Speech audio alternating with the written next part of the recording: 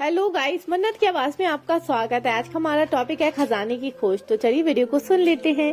एक गांव में एक रामलाल नाम का किसान अपनी पत्नी और 4 लड़कों के साथ रहता था। रामलाल खेतों में मेहनत करके अपने परिवार का पेट पालता था, लेकिन उसके चारों लड़के आलसी थे, जो गांव में वैसे ही इधर उधर घूमते रहते थे। एक दिन रामलाल ने अपनी पत्नी से कहा कि अभी तो मैं खेतों में काम कर रहा हूँ, लेकिन मेरे बाद इन लड़कों का क्या होगा?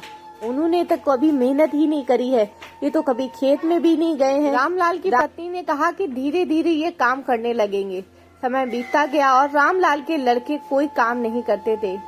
एक बार रामलाल बहुत बीमार पड़ गया। वे काफी दिनों तक बीमार ही रहा। उसने अपनी पत्नी को कहा कि वे चारों लड़कों को बुलाकर लेकर आए। उसकी पत्नी चारों लड़कों को बुलाकर लाई।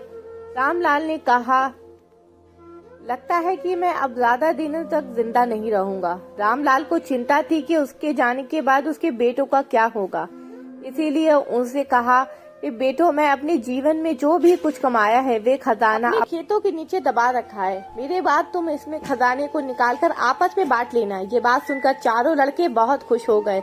कुछ समय बाद रामलाल की मृत्यु हो गई। रामलाल की मृत्यु के कुछ दिनों बाद उनका खजाना निकालने गए। उन्होंने सुबह से लेकर शाम तक सारा खेत जोत डाला, लेकिन उनको कोई खजाना नहीं दिखा।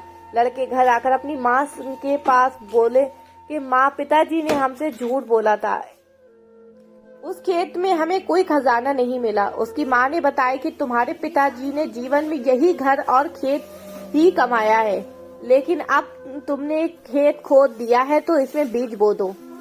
इसके बाद लड़कों ने बीज बोए और माँ के कहे अनुसार अपने खेतों में पानी देते गए। कुछ समय बाद फसल पककर तैयार हो गई। इसको बेचकर लड़कों ने अच्छा मुनाफा हुआ, जिसे लेकर वे अपनी माँ के पास पहुँचे। माँ ने कहा, तुम्हारी मेहनत ही असली खजाना है, यही तुम्हारे पिताजी तुम्हें समझाना चाहते थे।